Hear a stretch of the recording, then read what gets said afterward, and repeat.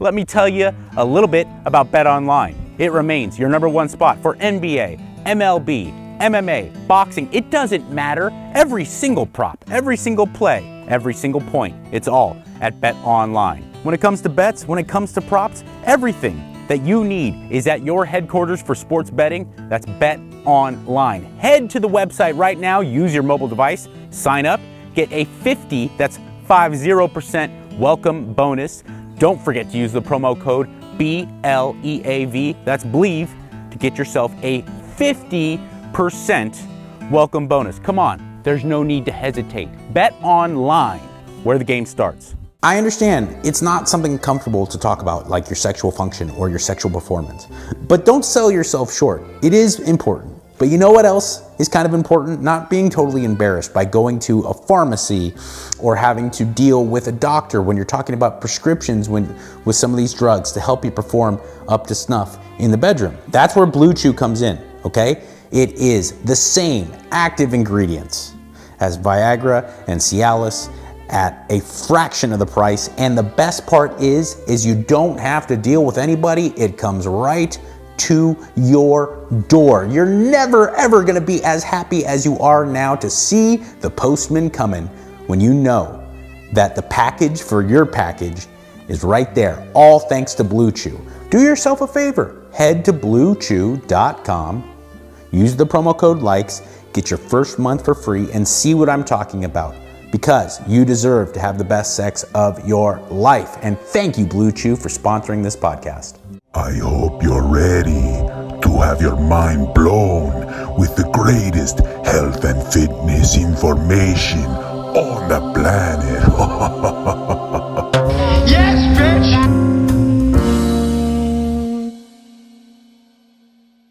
Welcome to the Mikey Likes You podcast. I am Mikey who likes, you are you who is liked. An amazing system. It's very cut and dry. Today's guest, I know I don't have guests often, but I'm really excited about it. As you can see, this amazing new studio. I have to thank Kevin and Giorgio here because this is really fantastic, and it makes me feel like an actual professional for once. But today's guest is worth all of this because he is one of the most sought after, well-respected bodybuilding prep coaches and a very experienced bodybuilder and powerlifter himself. A man who has degrees in stuff that I did not even know existed. And that is one of the first things that I want to dive into. He is Justin Harris. How are you, man? Good. I'm great. I'm glad to be here. Thanks for having me. Also, one of the founders of First Attachment, in my opinion, the greatest health and fitness supplements on the market. And I mean that. I'm not just blowing smoke. Thank you very much. And I have to ask, like right out of the gate, what is atomic physics? Well, it's physics. It's my research. I'll just say what it was.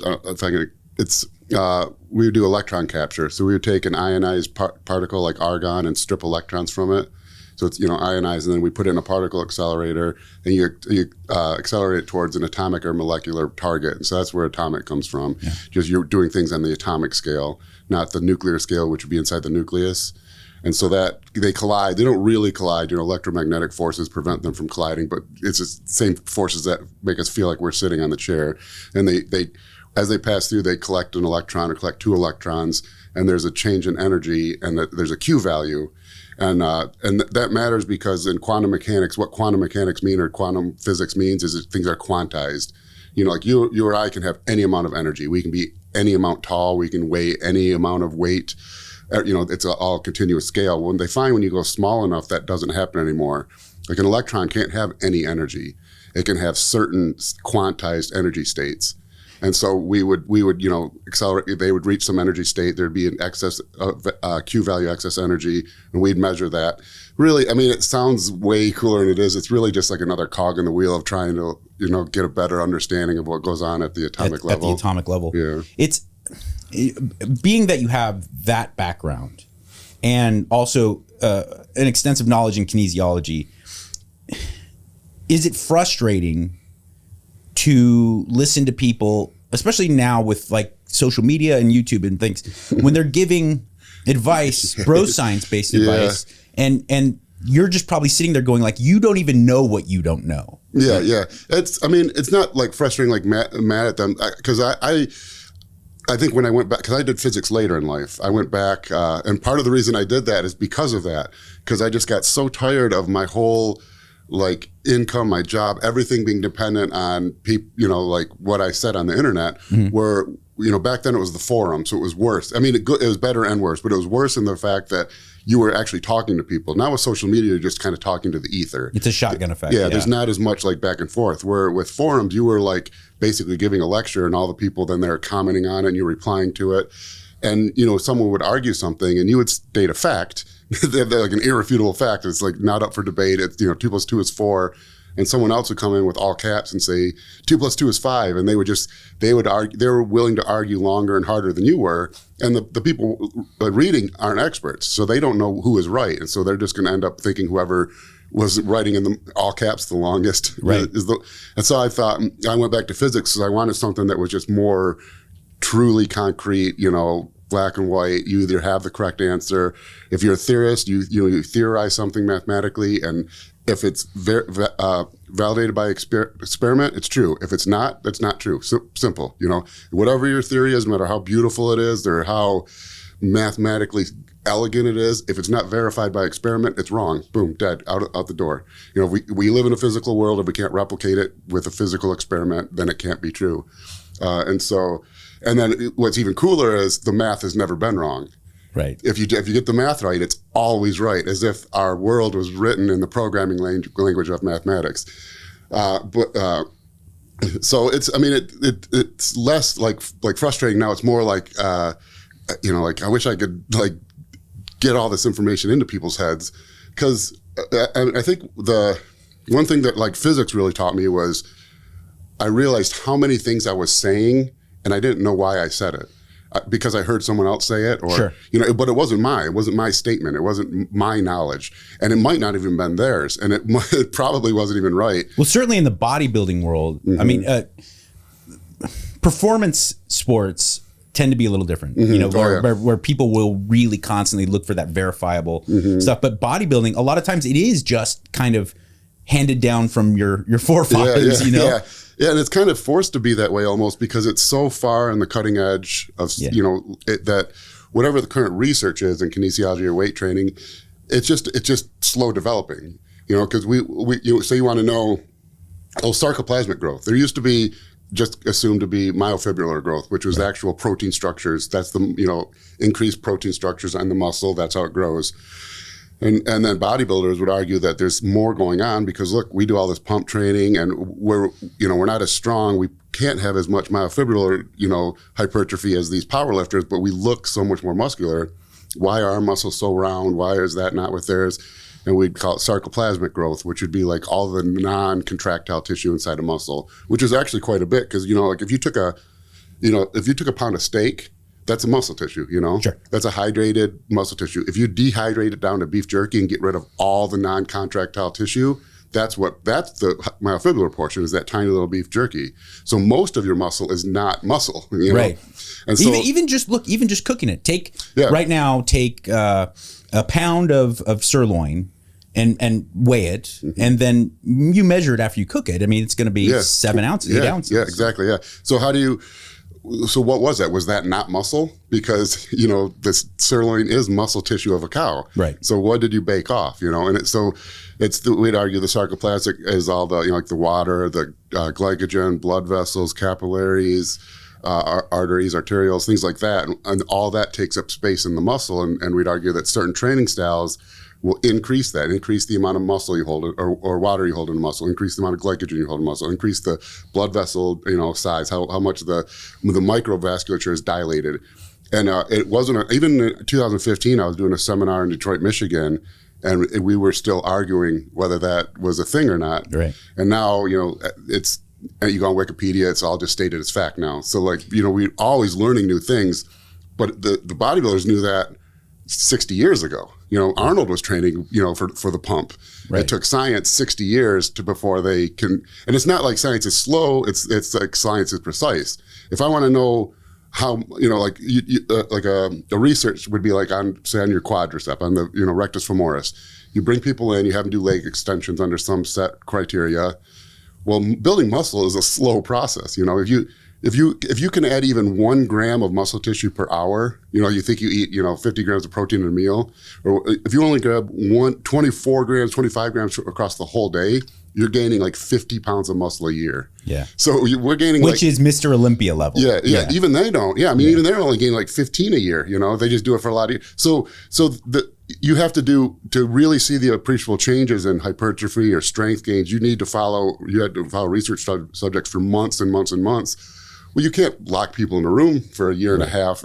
So you're trusting on them to self-report data. And so it's a hard, and then all that's done to get like one precise bit of information, like, in this double-blind controlled test with leg extensions, those participants who did 3 sets of 12, where 12 was rated of a perceived exertion of 9, and all 3 sets, increased their quadricep muscular density 1% over the subjects did, blah, blah, blah, blah. 3 by 8. Yeah. And so it's like, but that's scientific information, because it has to be, like what, it's much easier to just guess at what works, and kind of get somewhere in the periphery of what's working, like maybe this is exactly what we need, whatever it is, like this type of training, this type of food, but like it's, kind of blends out. So if you're somewhere in that area, like what bodybuilders would do, like they notice when I do more reps, I do more sets, I get a pump, my body seems to look bigger and grow faster than when I don't get a pump and I don't do. And so they might not nail it, but they kind of see how that's going. Right. And it just takes the science, decades to be. For me, as an absolute layperson, I mean, I barely graduated high school. And certainly with like the STEM stuff it seemed like a foreign language. But where I got, where I became familiar with guys like you in the forums in 2002, 2003, was that I at least gained enough knowledge to know when something presented as science is not science. Uh-huh. And that's, I think, for me, as someone who could be looked at as, I guess, a voice of fitness and bodybuilding on the internet,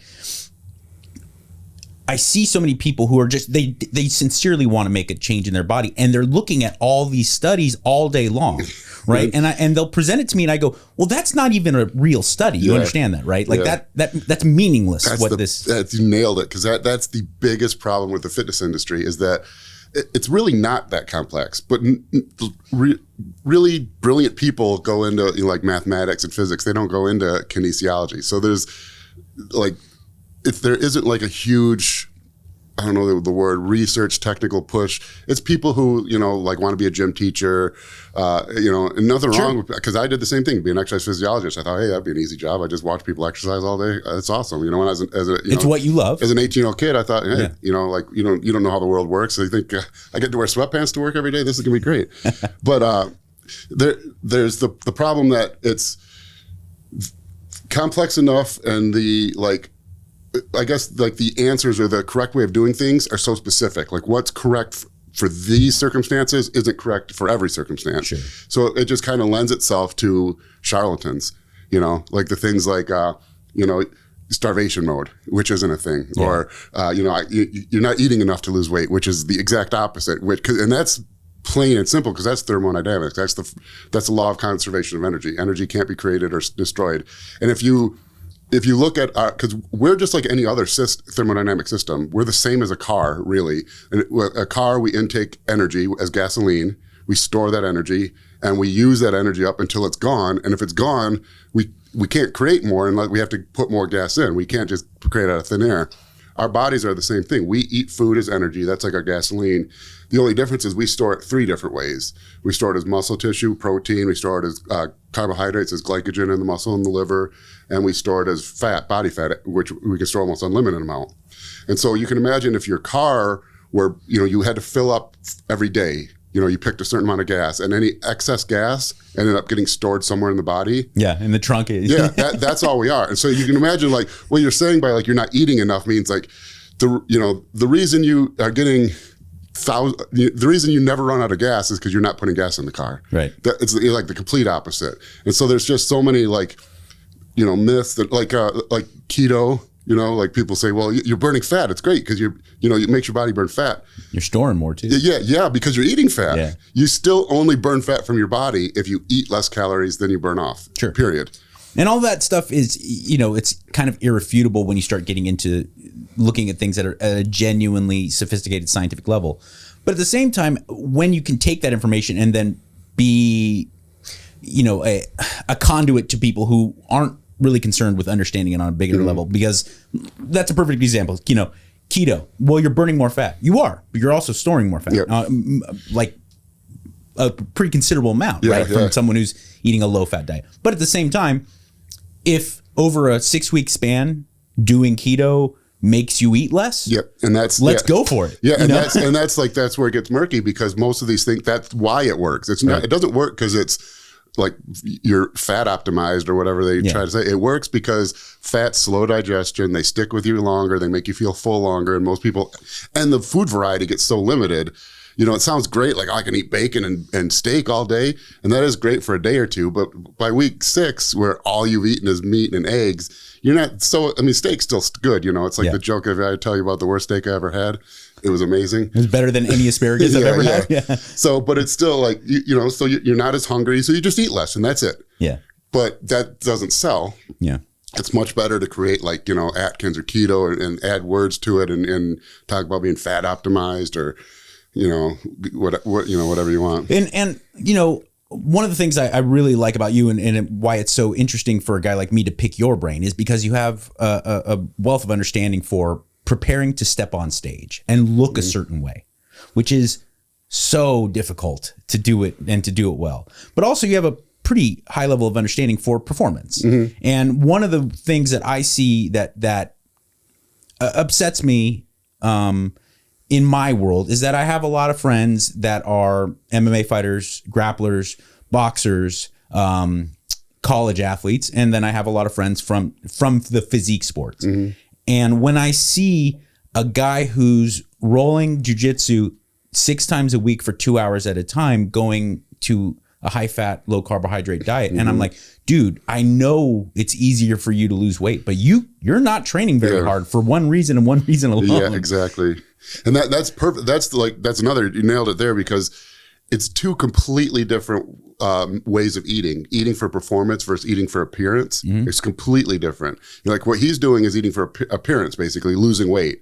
But that is not optimized for performance at all. And there are ways to optimize a diet for performance that also changes your appearance good, but they're not mutually identical, Right. And an example I've used for that would be like, because bodybuilders a lot of people, especially younger guys, don't want to believe that, because they want to believe how big of muscles they have is related to how hard they train. Right. It is, loosely, but it's really much more closely related to the diet. And going back to MMA or boxing, I'd say look at Tyson Fury or Daniel Cormier.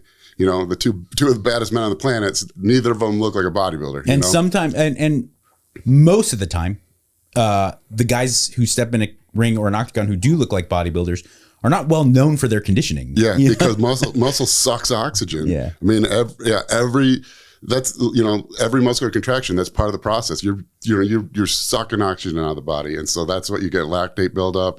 So you need as strong and explosive of muscles as possible to get the job done for whatever like if you're doing MMA or wrestling, different sports are different, but you need your muscles to be optimized as much as possible for what that sport needs as far as strength and explosiveness, speed, endurance, without any additional useless muscle mass. Right. Which is actually, the amount for that is quite low, because you could see like some really, really strong powerlifters in the 198 pound class or 181 class who aren't especially muscular, right, but they've learned, they get like this from leverages, and they have maximized the strength of the muscle they do have. And that's what you want much more than big muscles. And when you're looking at developing musculature, let's say any young man, I think that's going to be paramount. It's like, why spend time in the gym unless you're going to have that appearance, and it changes the way you feel about yourself. And it is beautiful. I'm not trying to minimize that. It's certainly the reason I train hard at age 44. And it's the same reason I trained hard at 19.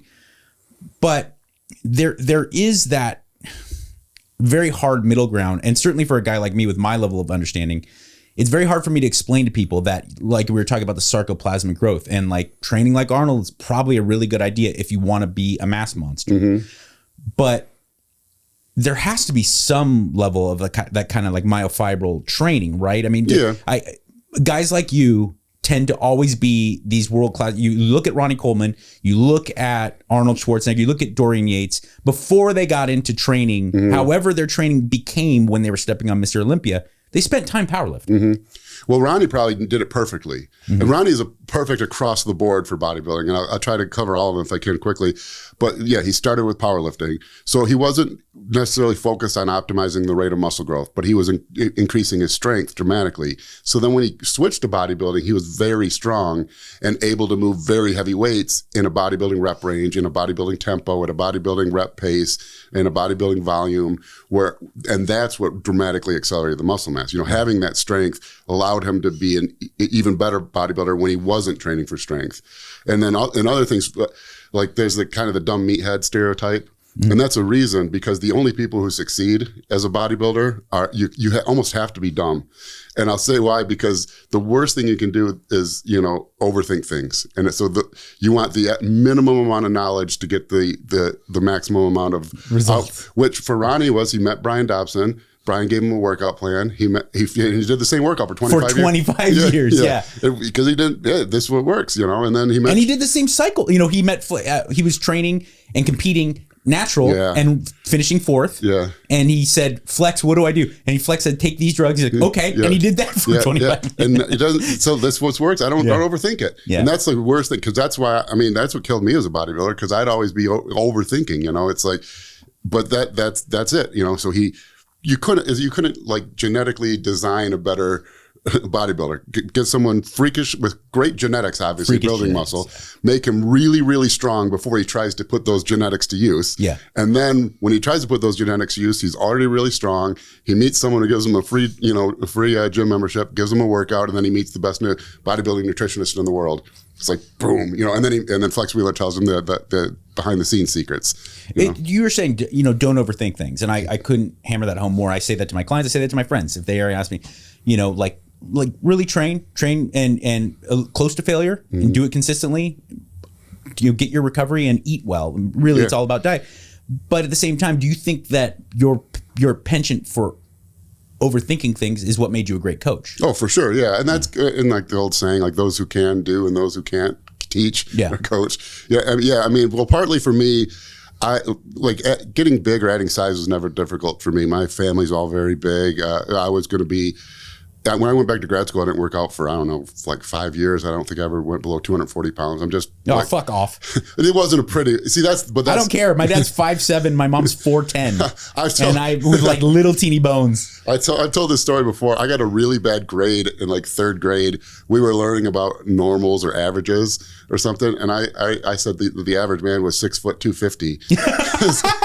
I didn't know anyone who was smaller than that. And so I'm like my dad, my uncle, my other uncle, my older cousins. I'm like, they're all, between 250 and 300. And they're all like a little 6 foot 6'2". And I know they're big, so I'll drop it a little bit. I was like off by 100 pounds. And it goes in the opposite direction though. I'm glad you brought that up, because to you at 25 years old, your point of reference was that the average man is 6'5", 240. Okay. I'm having a lot of problem trying to deal with people, particularly young men.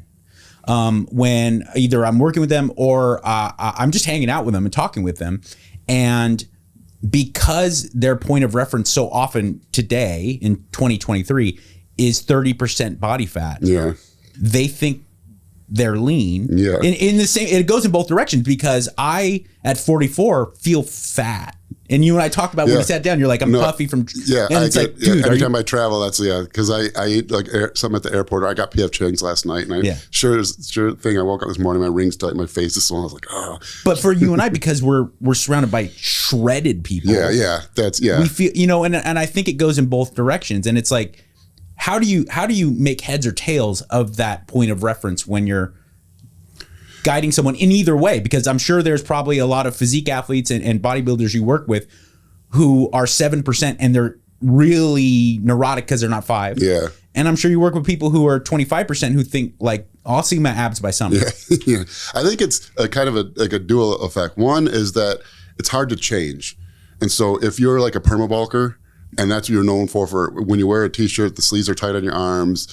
You know, that's like your thing. You know, you feel big. You've been trying to get big. You've been lifting heavy weights. You've been eating a lot. And so you put all this effort into being big, you know, and when you're in a t-shirt in the gym, you do look big. At the beach, you got, you know, and you're 18% body fat, you don't look big anymore. You look like, you know, you look like you even train, bro. Yeah.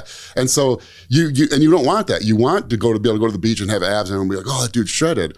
But to do that, you have to completely change everything about you. You're no longer the big guy at the gym.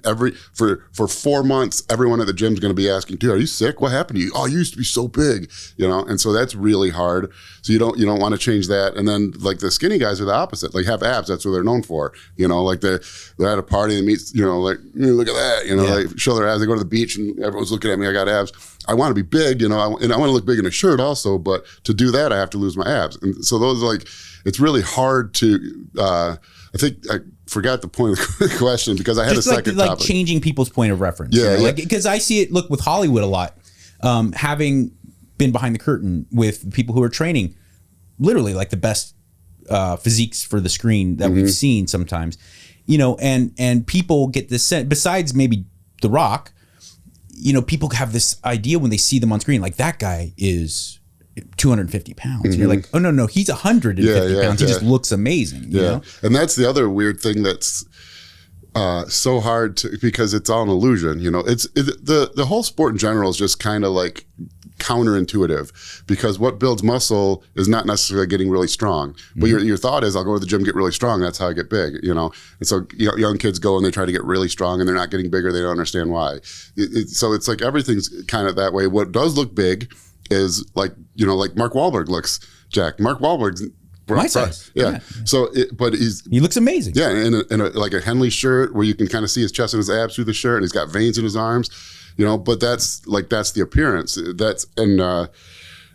Yeah, I guess I don't really have an answer for it, I guess. But I like, for me, it seems like at least with working with people is they kind of get grown to this identity because if they've been training for a while, however they look, however long they've been training has taken them that long to get the way they look now. So they put a lot of effort into it. Right. You know, and so to like completely change that is hard because then their brains, I think, almost think like, well, why did I put all that effort in if now I have to lose my identity? And I don't think there's any question to the guy who's a mass monster, who's 25% body fat, 18% to 18 to 25.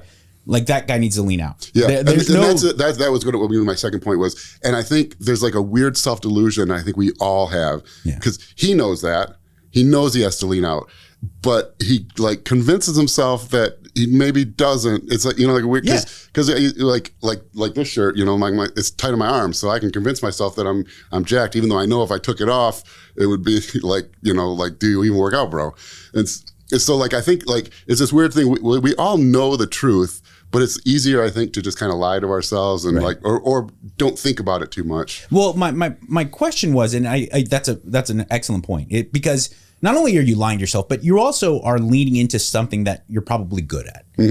Most mass monster dudes, most guys who are offensive linemen or power lifters that got into bodybuilding were naturally big and probably had a really good capacity to build muscle. Yeah. Most guys who look like me probably never were. It was really hard for me to get big, but when I really follow any level of consistent diet and trained, I look good, you know. So you want to kind of lean into what I like that actually, because that's another like the self delusion, because you know, like I was the naturally big guy, so it's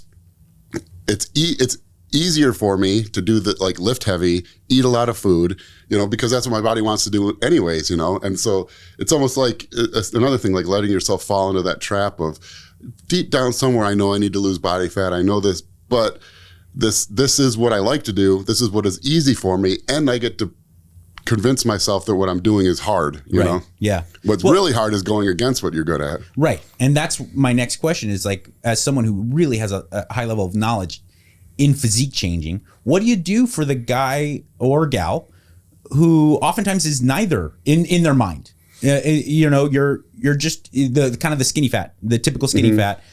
You're 30 and you're tired of the way you look, and you look in the mirror and you don't have considerable muscle. You don't know if you can. Maybe you should bulk up, but you're also kind of pudgy. Like, You know what I'm saying? Like where do you go from there? If you're delivered the skinny fat client, what's the best track? Always get lean first. Building muscle is just a slow process. Very, very, because you can do the numbers. I think only like 30%, I can't remember the exact amount, but only 30% of even muscle proteins is actual amino acids, you know? But even say 100% of it is amino acids. You know, if you gained, like we did this like earlier, if you gain 20 pounds of muscle in a year, that's only 25 grams of new muscle a day, you know? So nothing's so you don't look any different day after day, week after week, even over a year. It takes like a full year of really, really, really focused training to build enough muscle to look different. And so if you're skinny fat and hate the way you look, waiting a year to look slightly different, you're not going to be motivated at the end of that year. And probably less motivated because you put in all the work. Yeah, and that's what everyone says. Yeah, so the best path almost always is to get as lean as possible right now. And that's actually the best way to get big at some future date. Because, that rebound, yeah. Yeah. So always, because you can change the way you look much more quickly by dropping body fat. So you can, in 3 months, 12 weeks, you can completely change the way you look. Now you'll be small, but you'll be ripped. You'll be skinny and you won't like that. But then now you're in a position to change that quicker because, like you said, the rebound, when you're, so to kind of like, well, you know, like there's lower testosterone levels in men, and everyone's like, we don't know why. I mean, I'm sure there's a lot of reasons, but one reason for sure is that we're a higher body fat. Sure. When you get above about, like men were supposed to be about 8 to 12% body fat. Women are 14 to 20%, kind of that range. And that's like where we're hormonally optimized to continue reproducing life. So for men, that means our testosterone production is highest. Our rate of aromatization to estrogen is lower. Our insulin sensitivity is higher. So all those things that help us grow muscle quicker and maintain a low body fat are best when we have a low body fat. Right. And even worse, when you get above that, when you get above 12% body fat, you produce less testosterone to begin with. And even worse, more of that testosterone gets converted to estrogen. And I've said this story a bunch of times, but everyone had like a fat friend in their 20s who was obviously way past puberty. You know, he's 24, but he's kind of got only like a little beard on his neck, you know, not a full beard, almost no chest hair. You know, he's kind of got like little breasts, you know, like moobs or man boobs or whatever. And that's because during puberty, he was at a body fat level where he wasn't producing as much testosterone as probably his friends were, and more of it was converting to estrogen. And so he's got all these permanent effects from it now. And we really only see that now. And what I mean by that is like, go watch a Scorsese film from the 70s, right? Of course, there's the mafioso guy who's fat, right? Yeah. My father's a perfect example. Dad, I'm not crapping on you. My dad's obese. My dad's overweight, and he's a short guy, and he has been since he was probably in his 40s, since he was around my age. But my dad, if he takes his shirt off, is like that classic old man overweight. He's got a big belly, but he's hairy and he's rocked. Yeah. And because in 1950, my dad was like a beanpole, and was in the military at 140 pounds. But now you're seeing like a different type of fat, like where people are made of goo and they have like almost cellulite. Well, they're fat through puberty. So your father with the normal puberty probably had sky high testosterone levels like everyone did back then, you know, so you had, low estrogen, high testosterone, good insulin sensitivity. And so during all those years where like your body structure is formed more or less, he was hormonally optimized. And then as he got older, he got fat, but that's, way past. So like the things that testosterone affect while you're developing, facial hair, what your like abs apple, your voice, body hair, how wide your shoulders are because of really high androgen density in the shoulders. All that stuff was, he had the right hormones for that. And so he's got that, like you said, that classic, old man strength look where, he looks pudgy, he's got a beard, got hair everywhere, but he could break your fist if you shook his hand too hard. Right. And like there was a thing, I should have, like a real professional, turned my phone off. I thought that was me. And that was a thing too, in the fact that like, one thing that I really worry about is that I was watching some period piece. I don't know, Peaky Blinders maybe, but something from the earlier 20th century.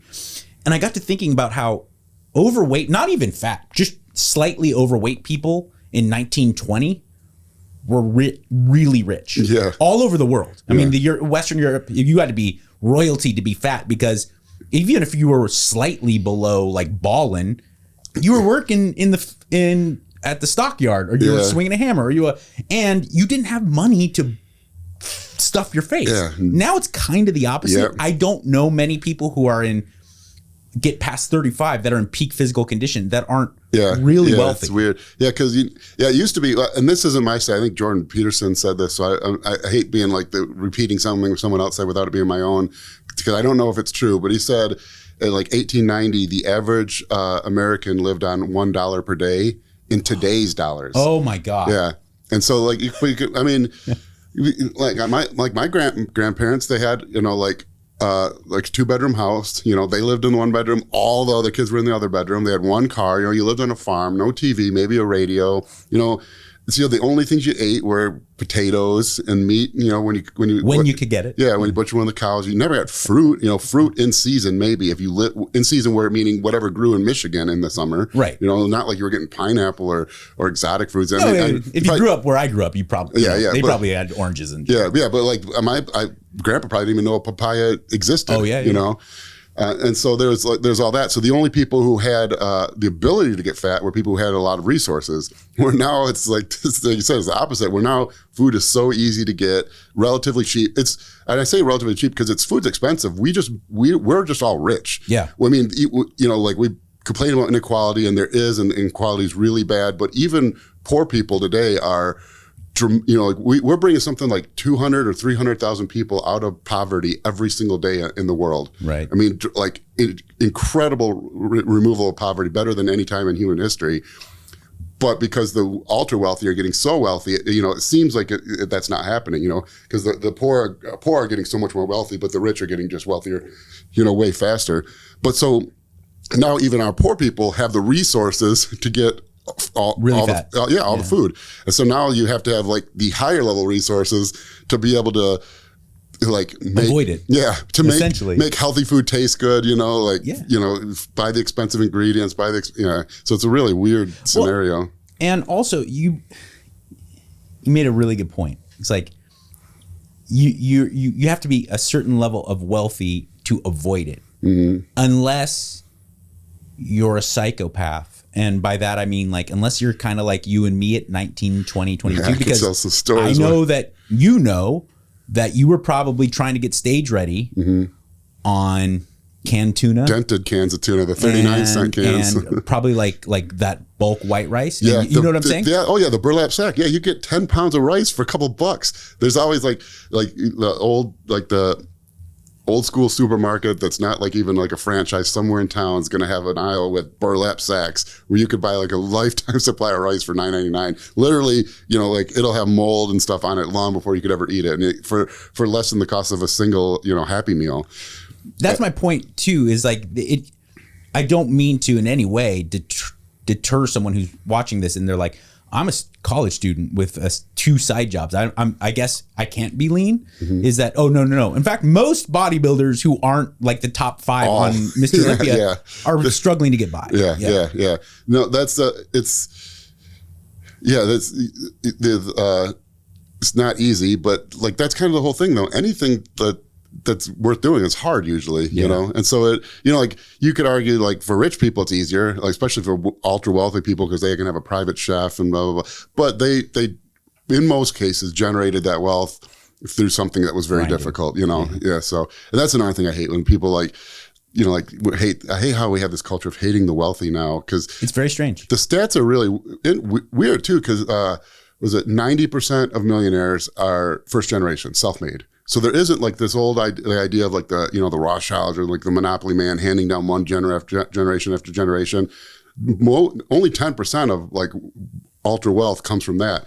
But even more so, 90% of millionaires are self-created, first generation, and 70% of those will have lost all their wealth by the 3rd generation after them. Oh. So there is no generational wealth. There's a couple of families. Yeah, no, and I think people do see the Rothschilds or even the Trumps is a perfect example. But lest we forget, Donald was bankrupt in the mid 90s. He hit the skids. So yeah, and people. I'm not especially a Donald Trump fan, but people will like really word things it's what our media does so badly. They'll say like he got $1 million loan, and then they'll emphasize and say, because he said I got a small $1 million loan. Like, oh God, can you imagine thinking that's a small loan? Yeah. Well, that is. I mean, really, for the scale of things he was trying to do, that is small. For commercial real estate in Manhattan. Exactly, and that's what like people don't understand. Like, and so like I would always say, well, like put that reference that against someone else. Your family doctor, how much do you think it costs to buy his practice? Yeah. At least $1 million. If he's not so are you saying if he's a billionaire in 20 years, he's a failed doctor? Yeah. You know? No. It's funny, and I'm the same way. I've been very open. I'm not particularly a fan of President Trump either, but I'm objective. Yeah, at least I can. That's what I really try to be like. Like look at the numbers. Yeah. That's when you word it that way. A small $1 million loan. That sounds ridiculous, but yes, you can't buy even in Richland, Michigan, where I live. You can't buy any commercial property for $1 million. Commercial real estate is brutally expensive. And then people's perception of things and the way they word it and the way they look at it. Where you're talking about it's very in vogue to hate the rich. Yeah. Right. Which is crazy because we should like. It's just mind-boggling to me because if you watch like old movies, or we just had a culture of appreciating the successful. You know, like rich people were not weren't hated. They were like, oh, look at how well they've done. I have told this story. People so who were many good-looking, times. people who were in shape, people who were successful in something. Just anything. I've told this story so many times, and it bears repeating. But I was doing a TV show in New York City, and the ABC flew me out to do it. So they got me a first class ticket. I'm 175 pounds. I would never spend my money on a first class ticket because I'm not big enough where I think the juice meets the squeeze. But they flew me first class, and I'm like, I'll take it if you're paying. And I'm sitting in first class, and they board you first, right? And I get boarded, and the lady's like, would you like some champagne, sir? I was like, no, I'll have some water. I'm fine. And I'm sitting there and enjoying it. And as the rest of the plane boards, I literally went like this. Yeah. Because I felt ashamed. If someone might see me. And I landed in New York. And that night I did Love Line with Dr. Drew via like a satellite line.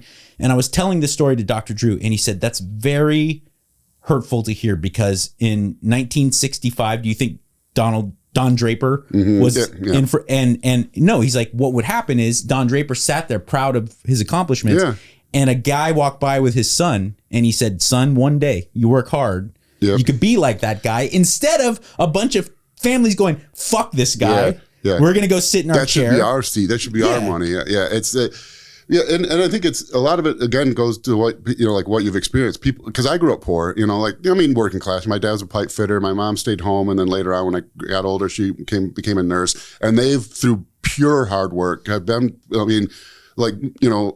middle American successful. My dad eventually got moved out of pipe fitting and then went into sales, and then eventually started his own company as a salesman. And my mom ended up being like CEO of the hospital in town. So like about as good as good. But I mean, I saw that from like when I was really little, we lived in a trailer, so I saw the process from my dad working for GM in the 80s when like it was like every other month he was laid off. Yeah, and my mom didn't work.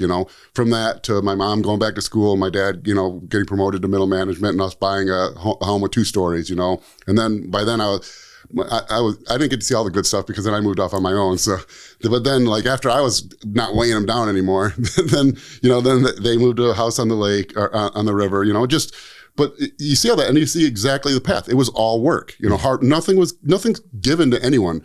That's not true because things are given to some people, but like that's like the Rothschilds or whatever. That's like a tiny, tiny majority. Almost everyone who's successful has what they have because of like incredibly hard work. I mean, I don't know. Risk taking. Yeah. That's another thing is like if you're a business owner, it's not like, I mean, tell someone to start a business. You have a passion, just go through what you have to do to start a business. You bet everything you have, everything, your retirement, your home, you lay it all on the line. And it's like, if this fails, we're done. Yeah. But not only that, because to grow, you always have to spend more than you make to market it. Yeah, so you have to lay it all over and over and over, and and then finally it pays off and you're successful. And then like for people to think like that you were given that, or it's a weird thought process because I grew up with work hard, like look up to people who are. It was like look up to the people doing well. to me, it was presented as look up to the people who've worked hard, Right. you know, not just like, now it's like, oh, look at those rich people. With the exact same scenario, you could say, look at those people who really worked their butt off. And also because I think there was a culture in generations past, I certainly grew up in this culture, where look at these people who work hard, didn't always have money attached to it, because there were landscapers sometimes that would come by, and my dad would say, go talk to these guys. They've been busting their ass, and it matters to them. Yeah. The job that they do. Yeah. It wasn't necessarily thing, finance that was attached to people don't respect care about the game. Yeah, that's exactly how it was presented to me. It was never really about. I had no idea like what a lot of money even was. You know, as a kid, you don't unless someone tells you. So I was never told. I had no idea, but that's how it was presented to me. Like, look at those people. Like, take care in your job, or you know, and that's just so lost, which is so weird to me, because it's like, that's the vast majority of your life is spent working. I mean, really, if you work, 40 hours a week, 8 hours a day, and you sleep 8 hours, there's 8 hours extra in between. But like 4 of those are spent driving to work, driving home from work, getting dressed for work, listening to your kid tell you about fill in the blank. You know? Yeah. So work is your whole life. Yeah. And so like for the people that just do it to get it over with so that they can, do what they want in the week, it's like, that's crazy, because that's your whole life. And yeah, if it's not fun, if it's fun, they wouldn't call it work, but it's your life. Yeah. So why not try to be good at it? Well, that same ethic, in my opinion, I'm interested to get your take on it too, because I think that whole, like, I hate that person because they're wealthy thing is the same thing that's leading to everyone when you put up a picture of someone with a great physique, and immediately 95% of the comments are trend. Yeah. Well, if I had as much money to spend on drugs, I would look that way too. And it's like, let's just say the person we're talking about did do all the gear there is. Mm-hmm. It still was 8 meals a day that they didn't want to eat. And the PED thing is an interesting one also, because I think the DEA estimates that 3 million Americans use anabolic steroids. I don't know if they just call it PEDs or whatever the grouping is. I don't know if GH would count or whatever, but they uses gear in any given year. What percentage of that is hormone replacement therapy? But like, just do the numbers though. 3 million, there's 330 million or whatever. Like 1%? So 1 in 100, but that's everyone. That's counting newborns and 100-year-old women. So let's say, who takes gear? 18 to, 55-year-old men. Even that's probably on the high end, but there's like 75 million of those. So 1 in 25. Yeah. So 1 in 25 adult men use PEDs in any given year. Do 1 in 25 men even have a gym membership? So if you do the numbers, everyone at the gym has tried something. Yeah. Yeah, no, I mean. So like the ones that look like, so if everyone has tried it, why doesn't everyone look amazing? That's an amazing breakdown. Yeah. No, you're right. That's because if that was the only factor, then everyone at the gym would be ripped. Well, and also I've noticed it, and this is more just bro science, but this is anecdotal, but I think it matters. I was probably 30 and I went to a wedding, and at this wedding, one of the man getting married was jacked, was a bodybuilder guy. Mm. So there was a bunch of meatheads there, and we're all talking, right? And 7 of these, let's say 10 for easy math, there were 10 of these guys, 7 of them were really big, but really fat. Mm-hmm. And 3 of them were really well put together. And to a T, I'm telling you, this is 100%. I know it sounds like, I think I know what you're going to say. Even the 7 that were big and strong and fat were talking about drugs. Yep. And I'm sitting here over kind of eavesdropping on these 3 dudes who varying ages talking about food. Yeah. All they're talking about is food. Yeah. They're not training. They're not talking about drugs. It's funny. I've experienced the exact same thing. You go, if I meet a gym bro, a perma bulker gym bro, like that exact scenario you just said in the gym, the first thing he's going to ask me is about gear. If I meet a pro bodybuilder, or if I'm hanging out with bodybuilders, that's all they talk about. I mean, it's like obsessive. That's, like when we schedule a photo shoot for First Attachment, they're all paranoid. Is food going to be there? Do we have to bring our own? I'm flying. I don't know. What if it gets picked, confiscated by TSA? Is there anything place close? You guys can't. That's all they think about, And I tell a story like Nick Walker, one of the best bodybuilders in the world. It cracked me up because he must have been his 30th birthday or whatever, some birthday, big birthday. And whatever supplement company he was with threw him like a birthday party. And so they're at a restaurant, and there's like this big party at this restaurant, and he's in the middle of the off season, not getting ready for a contest or anything.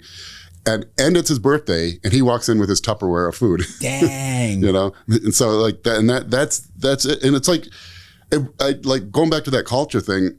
You can only be as good as in anything as your genetics allow. You know, you're limited by your mental capacity, your intelligence, your ability to think outside the box, your, you know, like your analytic ability and analytical things. You're limited by your athletic ability and athletic things. You're always bound by that, and we all are. And some of our upper bounds are higher than other people's. But regardless, the only thing we can control is our effort. And in every case, if you put all your effort into anything, you're going to be better than almost everyone, you know, like everyone except those very few number of people who also gave their all, who also had better genetics than you, right? Which is a very small percentage of people, because almost no one puts all their effort into anything anymore, ever. Everyone, I mean, I don't want to sound like the old man, because I've been that same way. I've found myself doing things and like half-assing it, you know, and it's like, well, and if I'm upset where I'm at in that portion of my life, I know why, you know, but almost no one puts all their effort into anything, and then almost no one has great genetics, you know. So if you just put all into everything, you're gonna be better than almost everyone. That's what I always tell the ladies when it gets time for fucking. Yeah. Because I say, listen, clearly I wasn't blessed. Yeah. It's a bell curve. It's but a distribution. I'm gonna put in all my effort. You're gonna get jackrabbit style. Yeah, I'm a standard deviation. The wrong way for size, but the right way for effort. In the hands of a skilled ninja, Justin Harris, even a small dagger. Yeah, well, you can't even see it with some ninjas. That's part of the ninja thing. The surreptitious. You wouldn't even know I was there. Yeah, you know, talking about the people who are, you know, Nick Walker walking in with his Tupperware. That said, and I think even you can admit, I know certainly I can admit, as someone who's competed, I was never aspiring to be Mr. Olympia, but I've been in the world of bodybuilding. It's kind of silly. Very, you know, extremely. Posing for people to judge you in trunks is oiled weird. up, and oiled up, terrible fake tan. If you can do it, if you can be Nick Walker walking in with the Tupperware, it says something about your mind. Yeah, That's what drives me crazy about the sport is, if you can step on stage in shape, so stepping on stage is easy. You just sign up, but step on stage in condition, be good. Yeah, you can do there's nothing that will be as hard as that. Nothing. I kind of agree. I mean, what else is like starting a business is scary and risky, and even if you work 100 hours a week, it's still less effort than 2 cardio sessions a day, starving yourself on terrible fish. You know, training with no energy. You know, like no energy. It's a different type of no energy. When you get that low body fat, you don't have any carbohydrates or fats or easy energy source. And to be able to do that and function and still output like a difficult physical endeavor at a high workload, there's nothing as hard as that. And so it always blows my mind that so few bodybuilders, and you have to be self-motivated because you're not getting paid. There isn't a boss telling you to. So to be able to be that self-motivated on something that difficult, and the fact that so few of them transfer it to something else after. You know, you have Arnold, obviously, who anyone who steps on stage could maybe not be Arnold because, again, you know, like the genetic limitations. But I guarantee the hardest Arnold ever worked at anything he's done in his life was bodybuilding. Yeah, he didn't work that hard at acting. He didn't work that hard at real estate. He didn't work that hard at being at politics. You know, but he was excelled at the highest level in all those. And I guarantee if you ask him what the hardest thing he ever did would be training for the Mr. Olympia. Yeah. So anyone who's trained has already worked harder than Arnold has to do all the things he succeeded with. Yeah, I think it was Phil Daru was talking about it. He said the big difference between being a professional fighter or competitive fighter and being a competitive bodybuilder is that you get done with the fight. Mm-hmm. And even though another trained man just beat the piss out of you, you get done and you feel like, okay, you know, let's go on to the next one. I get a cold shower and a meal, and you get done bodybuilding at a high enough level, like it destroys you. Yeah. I mean, it's really like I think Kai Green said it's professional suffering. Yeah. Who can suffer better? It is. Yeah. And it's even like, it's so close to that the biggest issue good bodybuilders have is losing where the line is. Because to be really good, you have to suffer so much. It's hard. Your brain starts to think that the suffering is what you're doing, right? And so it's hard to not, well, I have 2 paths I could go down for this next week. This one, I think, logically, this one would make me a better bodybuilder, but this one would make me suffer more. And people start trying to go because your brain starts thinking it's the suffering. Well, and it's very similar as a drug addict.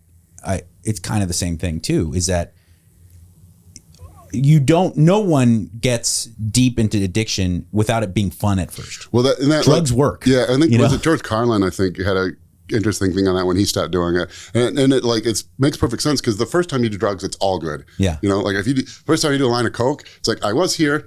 I've been here my whole life, and now for 20 minutes I'm here. This is amazing. I'm better looking. Yeah. Oh, and I got so way many more charismatic. Yeah, I got business ideas out the ass. But then it wears off, and you get depressed. You get that dopamine, you lull. And so there's that dip, but then you're back to baseline. And but for a long time, it's so much more good than bad. And then they start getting blurred, and then what happened, the worst part is then you're addicted, physically addicted. And heroin, I think, would be the best one to say, because you're physically addicted, you have to have it every so often or you're dope sick and you're terrible. So now your baseline is miserable. That's just, you're always miserable, and if you take heroin, you get back to almost as good as you used to feel with nothing. You're at least alive for a little bit, and then it's a slow trend down. The best you can hope for is not miserable. Yeah. And that's what. And so you can imagine when people are like, why don't they just stop doing it? It's like because they're in hell for months. Yeah. It's like you can't why don't you just put your yes, this sucks, but as a functioning drug addict, I still have a family. I'm still hiding it from people. Still able to keep a job.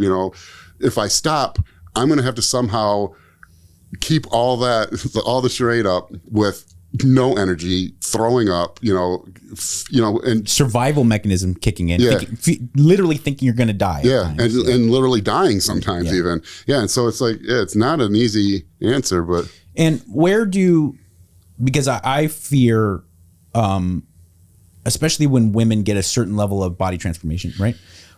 Where do you help try and draw that line when it's that woman, like the muscle mom we see on Instagram right now, who God, all power to you're looking in the mirror and you're not happy and you grind and you make that change, right? Mm-hmm. I think so many young men and women in that situation then get into the bodybuilder territory where it's like, you're not even getting a paycheck for this and you're going to. I've seen this so many times. This is always my saddest client. You get a, late 30s housewife who's really unhappy with how she looks, just unhappy in general, and even worse, her husband buys her the, plan as a gift, right. And not like a mean gift, here, losing weight, lady, it's just trying to help. Yeah. She wants it, and he's like, let's do this. I'll pay for it. So he gives this gift to her, and then she follows the diet and she gets really into it and she loses the weight and she loses all the fat and she's in great shape and she's starting to really like it.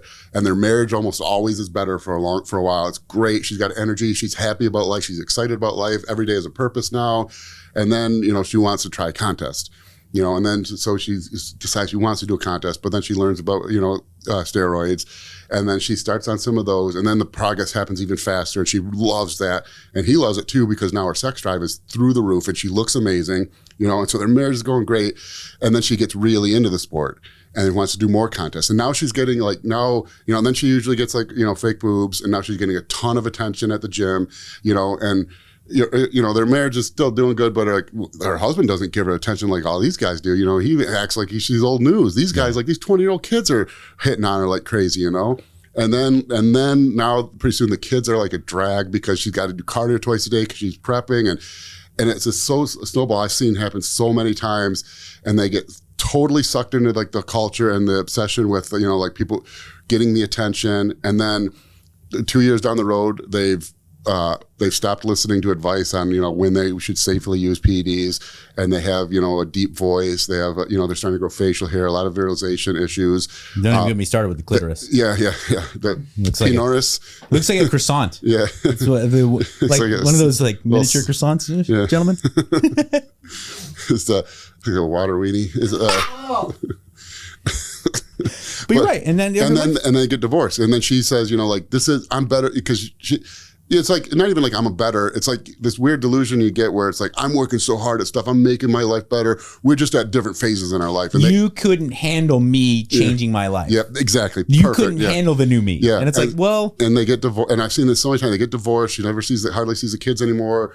And then now she's got facial hair. And it's just a disaster. And I'm not coaching any of these women, or even at the level where I would consider someone, but I've been around it enough, and where And it's so sad because, like I said, I could right now, out of all the demos of people who get really into fitness, I picked that one because I knew like there's going to be the guys and gals that like at 19 decided I'm going to Olympia. Okay. I'm going to be, then there's those people where it's like they discover what a body transformation can do and it goes too far. Yeah. And it doesn't have to.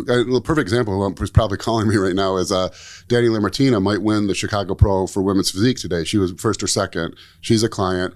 And has no side effects.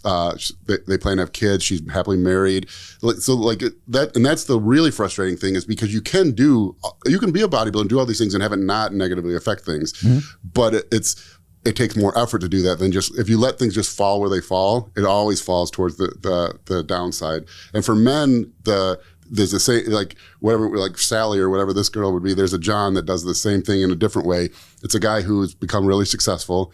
So he did, like it's almost always a businessman, wealthy businessman, hyper successful. And from age 20 to 45, he worked 100-hour weeks, did nothing but work. Right. And now he's got money, he's incredible investments. His portfolio is outrageous. He just buy and have anything he wants. And he gets into, he joins a gym. And then he meets some bodybuilder, and the bodybuilder clings to him as soon as he finds out that this guy's driving a Lamborghini. Yeah. And then so they make this weird friendship. And go to any big gym, and you'll find this friendship. Yeah. And then that guy gets hyper into it, and he starts using, but he's 50, and he's lived a hard life where he didn't sleep more than 4 hours a night for years building these businesses, and so he's not in the position to start blasting things heavily, but he does. And I've seen heart attacks. I've seen marriages fail from that. It's a weird thing, like because I love the sport, but it's like drug addiction. It's hard to toe the line of doing it correctly without falling over into the bad stuff. So let's wrap it up with this. Guys who certainly guys who are competing, guys and gals that are at a competitive level, they don't really need to hear this. Please like and subscribe and buy First Attachment and check out Tropin and Nutrition, the whole thing. But let's be honest, they don't need it because they're going to probably shell out the money to get to that next level if they need to. But to be 10%, 12%, walk around, look great at the beach, they don't need this. But the guy and gal right now listening that desperately wants to make the change, what are the changes from you that need to be made right now, day one? Don't stop listening to fitness celebrities or any of that. Everything they say is wrong. Most of the time, so wrong, it's not even wrong. It's like a different thing. I don't even know. It's super simple. Pick it, kill it, grow it. If you can't pick it from a tree, grow it in a garden, or hunt it for meat, don't eat it. Simple as that. And that's why people in the 50s looked the way they did, because that's all you had. Yeah. You didn't have Rice Krispies treats. They didn't have, Pop-Tarts. They had rice. Yeah, they had meat and rice. And we even sell meat, rice, repeat, chicken, rice, repeat, steak, rice, repeat shirts. Eat that. You want, to lose fat, you need to eat less than you burn, but you don't know what your metabolism is. But the good thing is, if you eat lean meat, rice, and vegetables, you don't have to think about it much, because it's almost self-limiting in that you're eating things your body needs, and your body's going to send the same hunger signals, and it's going to take much less calories to satisfy that hunger signal and much more food volume. So typically you'll be able to eat more, your plates will be bigger, your calories will be lower, and you'll be even more satisfied with food if you just let yourself eat. And then join a gym and train hard. Do 30 minutes of cardiovascular work a day, 5 days a week, and then do an hour of weight training 4 those days.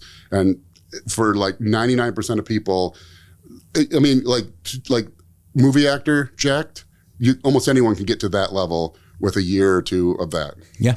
I think that's great advice. And that's without drugs. Yeah. Okay? Asshole, judgmental pricks out there. Of course, drugs help.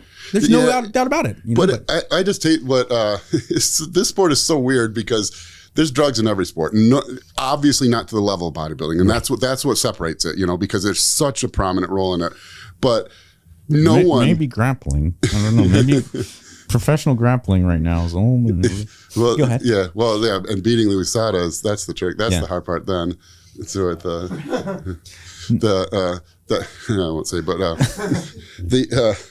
but no one out there would think, like, if I just take enough steroids, I could play left tackle for the Cowboys.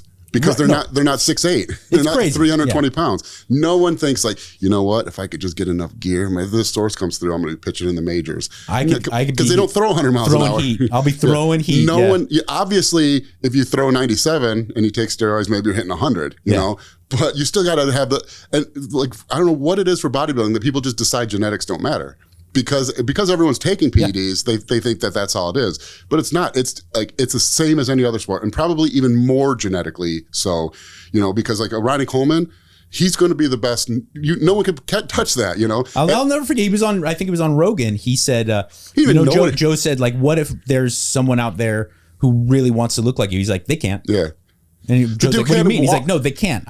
He's still really jacked. Gifted. Yeah. You can't even walk. He's in a weird. What was this training video? It was one of his training videos where he went back to his mom's house and his mom was cooking for him. And he's like, Mom, show him that, because he's super country. He's like, show him that double bicep. And jokingly, she goes like this, and it looks like my arm. At like 72. Yeah, she did that. She's never seen a gym in the backwoods of Louisiana, you know? See, that's what I like.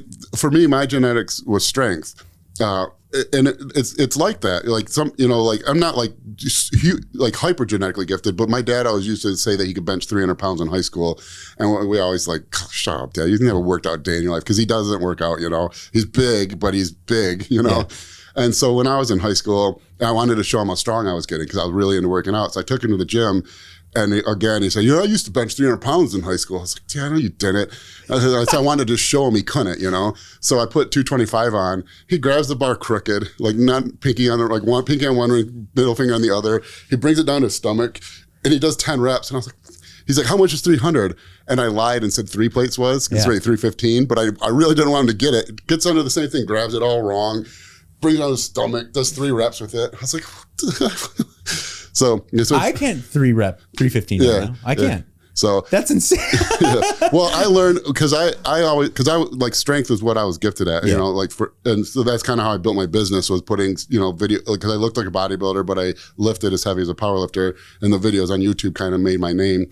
And I almost got a little depressed because when I went back to grad school, I hadn't worked out in years. I mean, it wasn't intentional. I just kind of like, I'm kind of an all or nothing guy. If I'm into something, I'm in. Like, so when I was into math and physics, I forgot bodybuilding even existed. Right. It just wasn't an interest for me.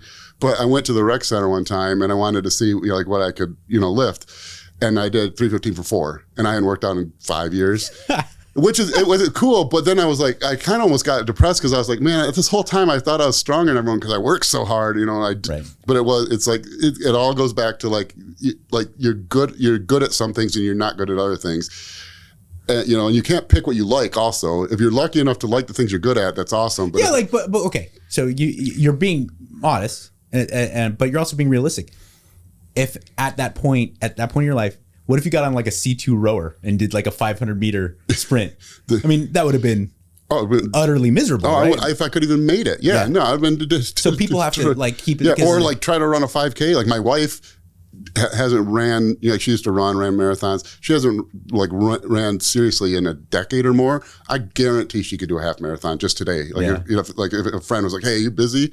Like it's like those, like your cab driver in Thailand, all overweight and like probably 6 years old.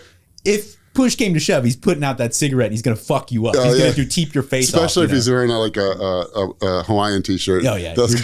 You're done. Or that's so funny. Have you ever been to the Philippines? I have.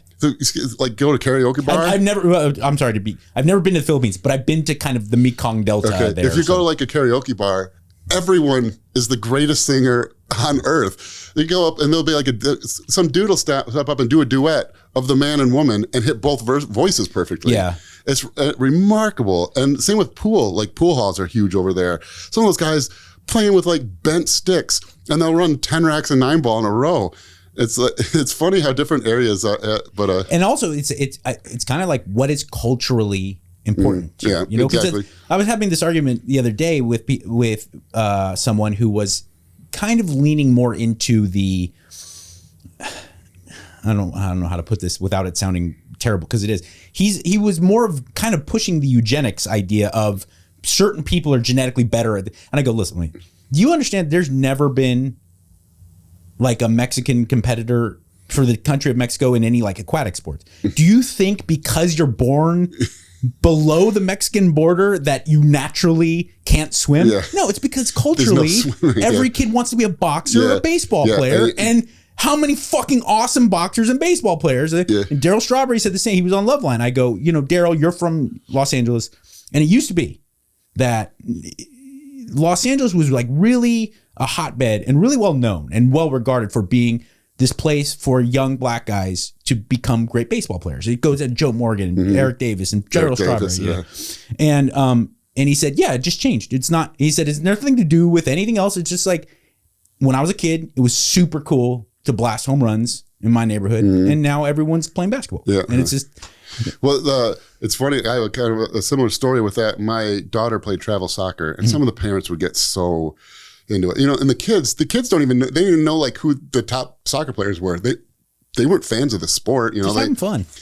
Well, we parents were fighting about something, and I was like, chill, these girls are 10 years old. I said, none of them are going to play professionally anyways. There's some kid kicking coconuts in the Dominican Republic who's going to play in the World Cup, so they changed their name to Coconut Kickers. But that's the thing, like you go down there, that those kids know the history of the sport. They know like Maradona's hand of God or whatever. They know how many goals Messi scored in some game that I don't even know happened. And they wake up thinking about soccer. They play soccer at recess. They play soccer before school, after school, and that's all they do. And so that, like if you sending your kid to a really expensive private lesson for an hour a week, it's never going to compare to that. They're just immersed who's in willing to play barefoot. And with rocks, or deflated soccer balls, or they wrap like duct tape around deflated soccer balls to give it some stiffness. I mean, like, that's all they do. That's why this shithead always chokes me. Because like I can be buff, I can train, but he's obsessive about it and choking me. Next thing you know what I'm saying? Justin, honestly, it was a real pleasure talking to you, man. Yeah, it was flew by. Yeah, thank you, dude. Firstattachment.com, also troponinnutrition.com if you want information about Justin's coaching availability. Also, any type of online training programs. I highly recommend the myofibril training. Myoplasmic growth. Because it is a very well detailed blend of like the sarcoplasmic stuff you need, and uni joint stuff, but also the bread and butter. We gotta get nasty. I kind of ruin it with that because that's the best program I've ever written, and so like people want me to write new programs, but I feel like why? I know and then it goes back to the Ronnie Coleman. Like part of me wants to write new ones because I know they'll sell, but I also know they won't be as good. And it's like something works, it works. Is there anything else you'd like to promote before we wrap things up? With teamtroponin.com also, which is a separate business, but it's a fully education site. It's much cheaper, monthly subscription with a couple 100 hours of video footage, hundreds of articles. But that's about it. If you've made the choice and you've put in the hard work and now you want to step it up, and if you've gotten to 13-14% as a guy and 20% as a woman, and you want to take that next step, really invest the money in this, because you're going to start to understand things like carb cycling, things like programming and periodization and variability, and that's what you need when you get to that level. But if you haven't gotten to that level, it really is a different. You don't have to work with me, but it really is like probably the best money you can spend. Spending 3 to 6 months with a good nutritionist, good bodybuilding coach, because I wasted 8 years figuring things out. Like in 6 months you can have it all laid out for you. And even like there's quite a few top coaches now who used to be clients of mine. So even most of the coaches, that's where they started their path to knowledge. Yeah. All right, man. Thank you very much. And in this crazy mixed up world. Oh, first, thank you, Giorgio. Thank you, Kevin, for making this possible, for getting the studio. Hopefully this becomes a more frequent thing. And in this crazy mixed up world that makes you think that nobody cares, remember, I do. Be good.